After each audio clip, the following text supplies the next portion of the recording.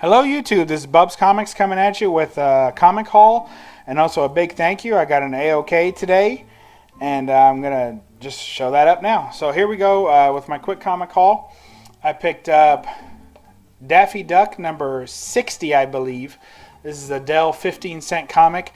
I think this is one that, oh gosh, who has a contest? R. Wheatley maybe? Or, no, Joker 68. Joker 68 has a contest going on right now where he is asking for our top 3 favorite items that he's going to be giving away, the prizes. So this, I think, was one of them. I'm not sure, but I actually just stumbled upon this on Friday night. I picked it up. I was like, I can't believe it. This copy is absolutely beat to heck. It's shredded. It's in a bag and board too small, and this is the new one. Again, I need some Golden Age bags and boards. It's from the 50s. I think it's from the 50s. Yeah, and it's pretty nice. Dell 15 center.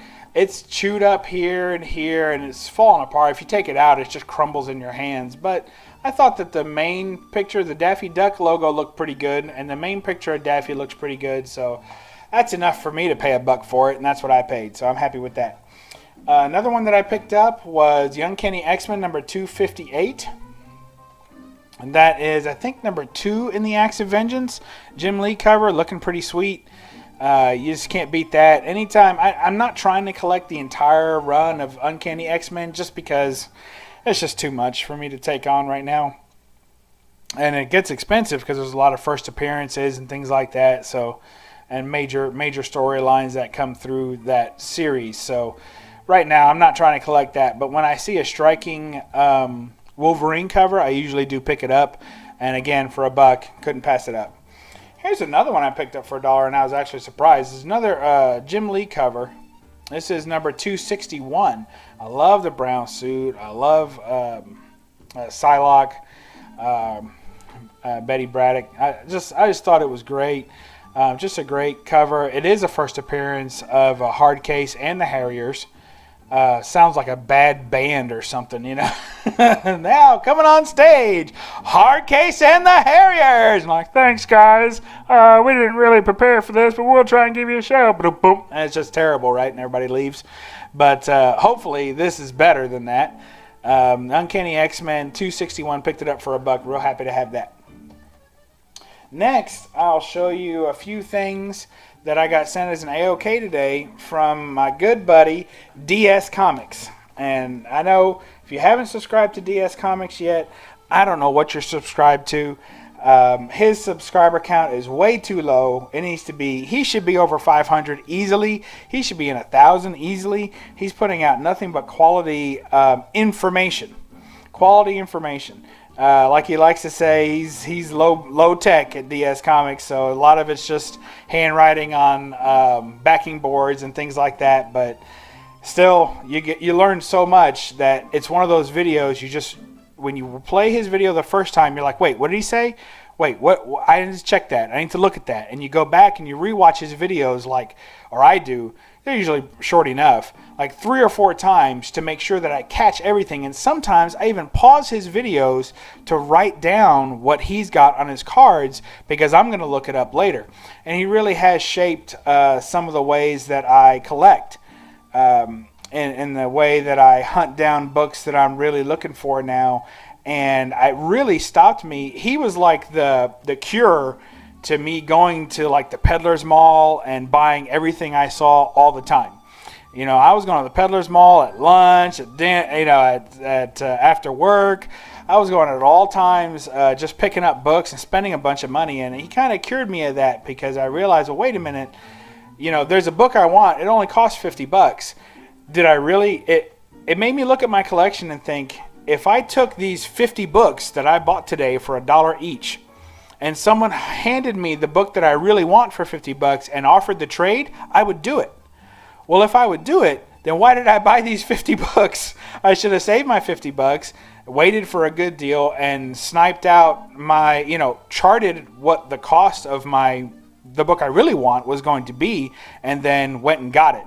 And so he kind of through his videos kind of trained me to do that, and I've been able to pick up some of my bigger, better books here lately. I still every now and then fall off the wagon and will pick up a bunch of dollar books, but I still, even then, don't pick up every dollar book I find. I usually come away with now 5 or 6 of them instead of 25, 35, 45. So anyway, he had showed in one of his videos this Marvel Age number 6. And the reason that I think the AOK came about was because I had said, oh boy, I need that.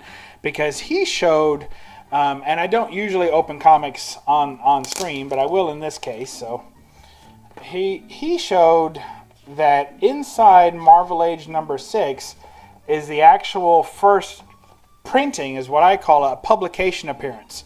So, all right, there's first appearances. All right, here's a great example. Here's a cameo appearance of Wolverine. Here's the first appearance of Wolverine. And as you know, I have the ads showing the appearance of Wolverine. A publication appearance is what I call that. So that's anything that's an ad. That's talking about like Spider-Man's black suit, you know, in pre-release format where there was like black and red. You know, things of that nature. I call those publication appearances, which is still important to me because this being the first publication appearance of Beta Ray Bill means that this is the first time, if you were reading this comic at that time, or this magazine, you know, Marvel Age is more like a fan mag. So if you're reading this at the time, you'd have been like, wow, who's that? That's amazing. And it's got a little thing with Walt talking about him drawing him and how he created him. You're like, I want something, I want to catch that next, you know. So it's kind of an advertisement. But just him being first fully drawn in this way is amazing to me.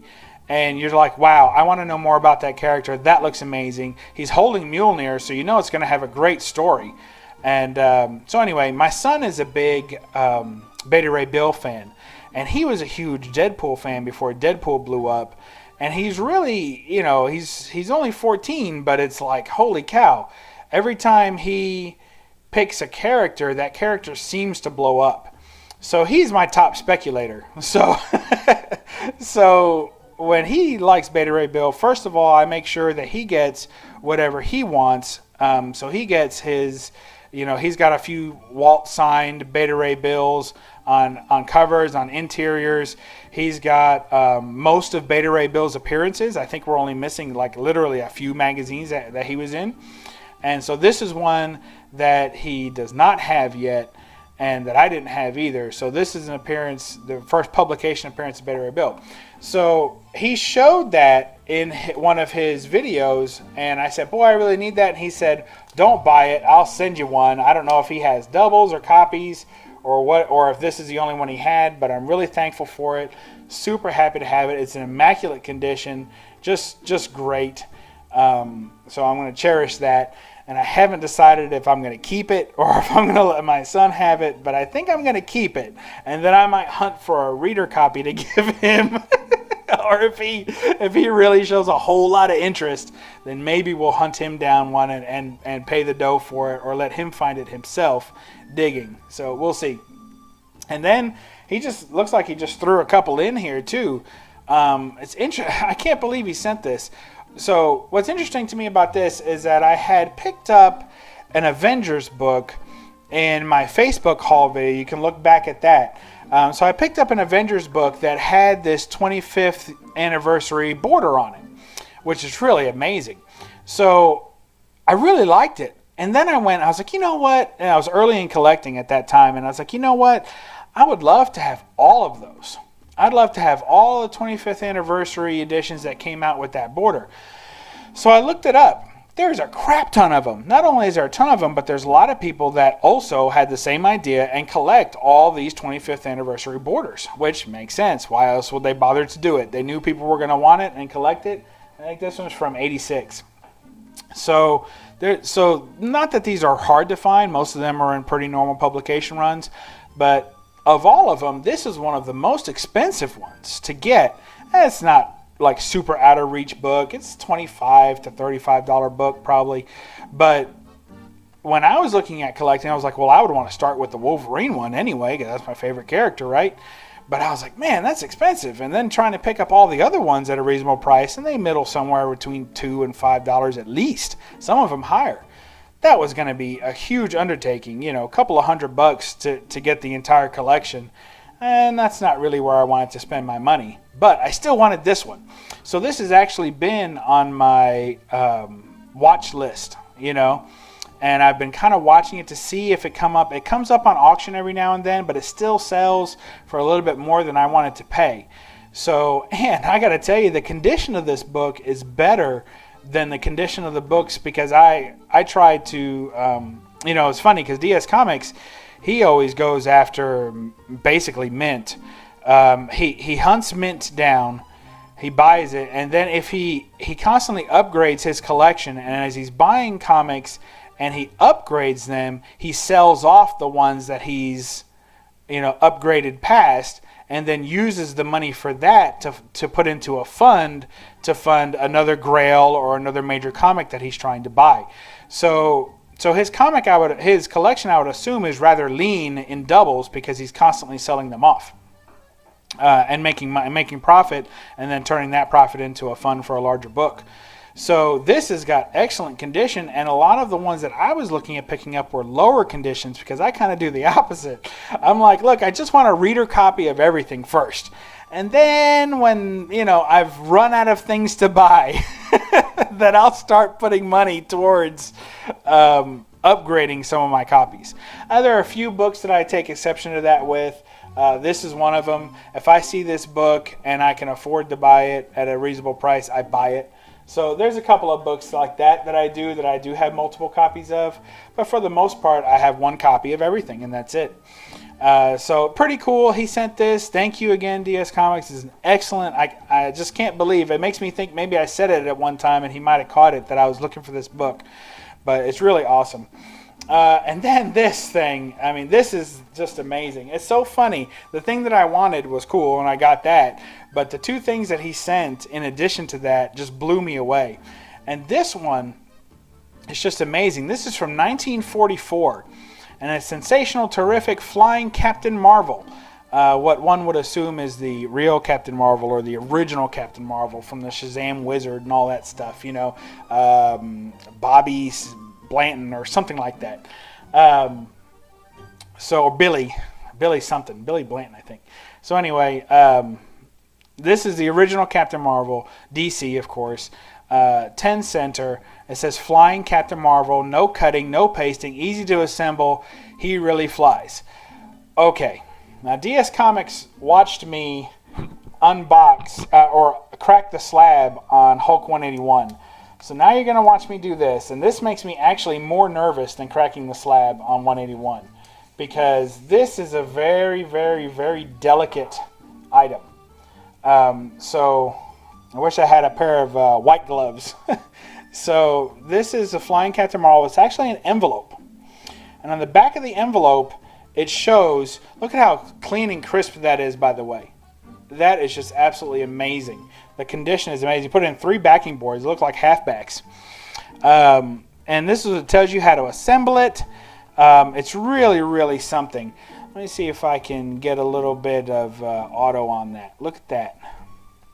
I mean, it really just tells you everything you need to know how to fly Captain Marvel. I don't know if you can read that right there, but it says, for greater flying range, insert 2 pennies instead of 1. So it takes a penny to fly the thing. Pretty awesome. I just don't know what to say. And inside, and I will open it, but very carefully and only for a moment, because I don't want the air to get to it. But it has they're like basically paper cutouts, like punch outs of Captain Marvel. And they're in excellent, excellent, excellent condition. If you can see that.